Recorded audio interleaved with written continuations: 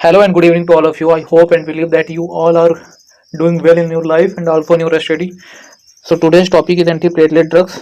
So what is antiplatelet drugs? The group of drug which inhibit the platelet segregation. Broadly हम बोल सकते हैं कि जो ड्रग प्लेटलेट एग्रीगेशन को इनहिबिट करती है उनको हम एंटीप्लेटलेट ड्रग्स बोलते हैं. ठीक है. तो this is a blood vessels like RBC WBC जैसे प्रेजेंट होती है वैसे भी नॉर्मल सेल की तरह प्लेटलेट्स भी अपनी होती हैं प्रेजेंट. लाइक ये अपनी प्लेटलेट्स नॉर्मली अगर ब्लड फ्लो हुआ है बिना ब्लड वेसल्स तो वो क्लॉट तो नहीं हो जाता, वो स्टिक एक दूसरे में जो सेल्स होती हैं या एग्रीगेट नहीं हो जाती ना, क्लॉट फॉर्मेशन नहीं हो जाता. तो ऐसे मतलब क्यों होता है कि आफ्टर सम टाइम या क्लॉटिंग क्यों होती है, तो हम इस रीज़न को आज जानेंगे कि प्लेटलेट्स कैसे हेल्प करता है. तो प्लेटलेट्स क्या है, जब भी कभी नॉर्मल कंडीशन में प्लेटलेट्स में ऐसे रिसेप्टर्स प्रेजेंट होते हैं जो कि इनर पोर्शन में होते हैं. ठीक है. ब्लड वेसल के अंदर जो रिसेप्टर प्रेजेंट होते हैं छुपा के रखती है, समझ रहे हो, काम आने पर एकदम दिखा देती है.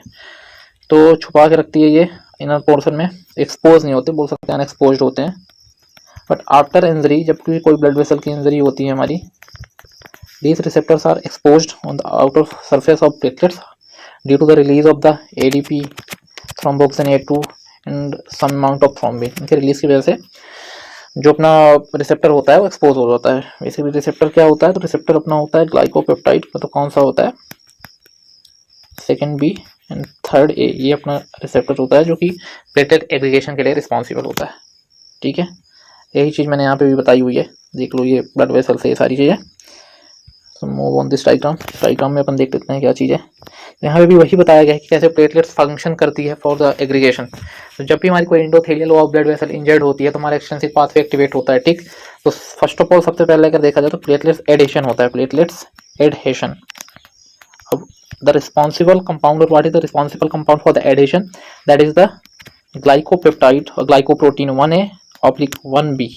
This is the responsible compound for the platelet adhesion. After platelet adhesion, second one is platelet aggregation. और प्लेटलेट एग्रीगेशन के inside he under platelet adhesion भी आता है. सो एग्रीगेशन के रिस्पॉन्सिबल जो कंपाउंड होता है वो होता है अपना मेनली अपना होता है TXA2. और TXA2 का फॉर्मेशन कैसे होता है, there is a phospholipid bilayer होती है ना, जो कि मेटाबोलाइज होती है by the phospholipase A2 enzyme से. देन बनता है arachidonic acid. Via arachidonic acid there is a cox enzyme, cyclooxygenase cox. Via cox enzyme there is a formation of prostaglandins. There is a lox enzyme से अपना बनता है क्या, leukotrienes. ठीक है. जो प्रोस्टाग्लैंडिन्स बनते हैं उससे सबसे पहला जो प्रोस्टाग्लैंडिन्स है उसमें PGG2 देन H2, देन आगे फर्दर देखते हैं तो उसी से अपना जो TXA2 है, थ्रोम्बोक्सिन A2 है, prostacyclin. Thromboxane A2 mostly thromboxane synthase से, और प्रोस्टासाइक्लिन मींस PGI2 जो बनता है वो PGI सिंथेज से फॉर्मेशन का प्लेटलेट्स और एंडोथेलियल में होता है. ठीक है. ऐसे अपना TXA2 बनता है जो कि रिस्पॉन्सिबल होता है फॉर द प्लेटलेट एग्रीगेशन.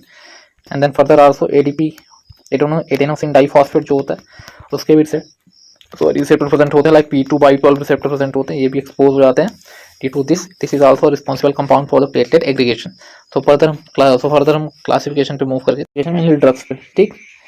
तो ये अपना क्लासिफिकेशन. इरिवर्सिबल अगर कॉक्स को देखा जाए इनहिबिटर, वो इनहिबिट कौन करता है, तो इरिवर्सिबली कॉक्स को एस्पिरिन इनहिबिट करता है. एस्पिरिन इरिवर्सिबली इनहिबिट करता है. ठीक. अपना एस्पिरिन जो है, एस्पिरिन का अगर मैकेनिज्म देखते हैं, एस्पिरिन इरिवर्सिबली किसको, कॉक्स को इनहिबिट करता है. अब कॉक्स को इनहिबिट करेगा तो TXA2 का जो फॉर्मेशन है इन प्लेटलेट्स और PGI2 का जो फॉर्मेशन है इन इंडोथेलियल सेल्स. प्लेटलेट्स में TXA2 का फॉर्मेशन होता है by help of cox enzyme, and endothelial cells में अपना प्रोस्टासाइक्लिन या PGI2 बोल सकते हो आप, इसका फॉर्मेशन होता है by the help of same enzyme that is cox. ठीक. अब हम अगर इरिवर्सिबली इनहिबिट कर रहे हैं तो इरिवर्सिबली अगर इनहिबिट कर देते हैं तो दोनों का फॉर्मेशन डिक्रीज हो जाएगा. अब दोनों का फॉर्मेशन का डिक्रीज हो जाएगा तो नेट इफेक्ट इनका आएगा नहीं. ठीक है. और हमको क्या चाहिए कि PGI2 में क्या है, आई है, मतलब inhibition of aggregation. In spelling of PGI2 there is a letter I, and I represent the inhibition of aggregation. तो हमको तो PGI2 चाहिए. ठीक है. बट आफ्टर सम टाइम क्या होता है कि प्लेटलेट्स पे आपको पता होगा, लाइक आरबीसी जो मैच्योर आरबीसीज होते हैं उनमें भी न्यूक्लियस नहीं प्रेजेंट होता. ठीक. तो ऐसे ही एज इट इज अगर देखते हैं तो प्लेटलेट्स जो होती हैं उस पर भी न्यूक्लियस प्रेजेंट नहीं होते हैं. तो एक बार अगर इरिवर्सिबली कॉक्स एंजाइम इनहिबिट होगा तो वहाँ पे फिर नया कॉक्स क्या है, नहीं बनेगा कि जिससे TXA2 बन पाए. But in case of endothelial cells they contain the nucleus, उनके पास न्यूक्लियस होता है, तो नया कॉक्स अपना बना के फॉर्मेशन PGI2 का जारी रखते हैं या कंटिन्यूस रखते हैं, ठीक है। और due to the increase the formation of PCI2 there is a inhibition of aggregation, और हमको एंटीप्लेटलेट एक्शन देखने को एस्पिरिन का मिलता है। एट अ लो डोज, अगर देखते हैं लो डोज पे, at a low dose mainly जो एस्पिरिन को इनहिबिट करती है COX-1 एंजाइम को, but at a high dose it also inhibit it also by inhibiting COX-2 enzyme, ठीक है। COX-1 एंजाइम को लो डोज पे मेनली 42-325 mg होता है, ठीक है, सॉरी 42-325 mg पे अपना एंटीप्लेटलेट्स एक्शन देखने को मिलता है। इसी डोज में MIO वगैरह के लिए भी यूज होता है, MI स्ट्रोक, इस सारी चीज़ों के लिए। मैंने अगर एंटीप्लेटलेट्स ड्रग की बात करते हैं तो जो हमारे आर्टरीज पे थ्रोम्बोसिस हो जाता है, मतलब थ्रोम्बस का इकट्ठा या गैदर हो जाता है, उसी के लिए ज़्यादातर यूज होता है, ठीक। देन सेकेंड बात कर लेते हैं अपनी PD इनिबिटर, मतलब फास्फोडाइस्टरेज इनिबिटर, ड्रग टाइप आइडामोल।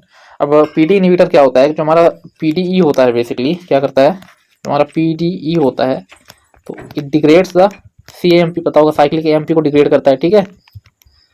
और this CAMP is responsible for the inhibition of glycopeptide 2B/3A, ठीक है, इसके इनिबिशन के लिए रिस्पॉन्सिबल होता है। ये यही है जो प्लेटलेट्स के इनर पोर्शन पे जो ये रिसेप्टर प्रेजेंट होते हैं, ये रिसेप्टर होते हैं, ठीक है। तो इनका इनिबिशन CMP करता है, जिससे हमको एंटी प्लेटलेट एक्शन देखने के लिए मिलता है। और PD क्या करता है, इसी CMP का डिग्रेडेशन कर रहा है, तो अपन PD को इनिबिट कर देते हैं, जिससे CMP का लेवल बढ़ेगा और इनिबिशन बढ़ेगा किसका, ग्लाइकोपेप्टाइड 2B एंड /3A, ठीक है। That's, I think you get my point, ठीक है ना। ओके, मूव करते हैं हम फर्दर। देन अपने पास है P2/12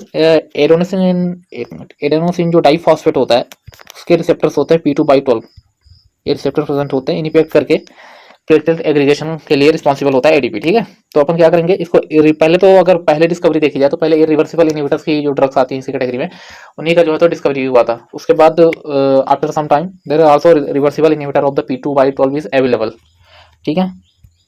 तो इरिवर्सिबल में अपन देख लेते हैं क्या क्या है ड्रग्स। टिक्लोपिडीन है, क्लोपिडोग्रेल है, प्रासुग्रेल है, ठीक। क्लो इसमें भी है, क्लो इसमें भी है, याद रखना, ठीक। सॉरी, क्लोप इसमें भी है, क्लोप इसमें भी है। टिक्लोपिडीन में भी CLOPR है एंड क्लोपिडोग्रेल में भी CLOPR है। एंड प्रासुग्रेल की अगर बात कर लेते हैं तो अगर आप देखोगे एंटीप्लेटलेट का एक्शन अगर ज्यादा हो जाता है तो ब्लीडिंग के चांसेस भी बढ़ सकते हैं, ठीक है, ब्लीडिंग के चांसेस, क्योंकि एग्रीगेशन को इनहिबिट कर रहे हैं और प्रोग्रेसिवली अगर इनहिबिट करते हैं तो कभी कभी ब्लीडिंग के चांसेस भी बढ़ जाते हैं। Due to this prasugrel also causes the cerebral hemorrhage. Broadly we can say that there is bleeding in the brain and all that, and that is the reason it is contraindicated in stroke. Mainly brain stroke जो होता है उसमें ये contraindicated होती है हमारी prasugrel, ठीक। Reversible inhibitor की बात कर लेते हैं तो एक, सॉरी, ये ग्रेलोर जो है, ग्रेलोर, टीका ग्रेलोर, कैन ग्रेलोर। ग्रेलोर इज अ कॉमन वर्ड, दोनों ग्रेलोर है, लास्ट वर्ड आर है, जिससे अपन रिवर्सिबल समझ सकते हैं, ठीक है। रिवर्सिबल इनहिबिटर ऑफ P2/12 में। देन फर्दर मूव करते हैं। थ्रोम्बिन रिसेप्टर एंटागोनिस्ट, थ्रोम्बिन को बताया कि ज़्यादा थोड़ा बहुत लिटिल बिट रोल होता है एग्रीगेशन में, तो उसका रिसेप्टर्स होते हैं PAR1 एंटागोनिस्ट, ठीक है। PAR1 एंटागोनिस्ट ड्रग है एटोपैक्सर एंड वोरापैक्सर, वोरापैक्सर एंड एटोपैक्सर। तो अभी देखना PAR और X से अपन समझ लेंगे एंटागोनिज्म, मतलब काट देता है, ठीक है, काट दिया, तो पार को ये इनहिबिट करेगा PAR, ठीक है ना।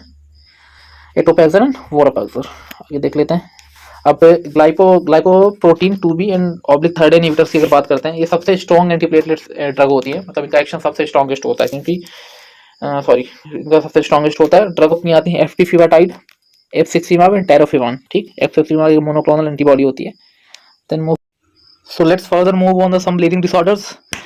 तो पहला ब्लीडिंग डिसऑर्डर हमारा है ग्लांसमैन थ्रोम्बस्थेनिया। थ्रोम्बस्थेनिया ये तो जो डिसऑर्डर है कंजेनाइटल एंड इनहेरिटेड होता है। So first of all due to defect in the glycopeptide second भी /3A जो अपना रिसेप्टर होता है उस पर कुछ जेनेटिक्स में डिफेक्ट होने की वजह से ये डिसऑर्डर, ब्लीडिंग डिसऑर्डर डेवलप होता है बॉडी में, ठीक है। And Bernard Soulier, second one is Bernard Soulier syndrome. ये जो डिफेक्ट है 3 रिसेप्टर से बेसिकली डिफेक्ट होता है इसमें, on glycopeptide, glycoprotein 1A 1B and third one is और last one is glycoprotein 9 receptor. इनके जो डिफेक्ट होता है इनमें, ड्यू टू दिस ये अराइज होता है Bernard Soulier syndrome. So I hope you like the video. अगर आपको वीडियो पसंद आया हो, hit the like button and subscribe my YouTube channel and share the video. यार शेयर नहीं कर रहे हो आप लोग, बाकी सब चीज़ें तो ठीक है, फोकस करो अपने स्टडी पे। जीपेट का एग्जाम बहुत ही नज़दीक आपकी तरफ बढ़ते हुए आ रहा है। Thank you guys, thank you very much.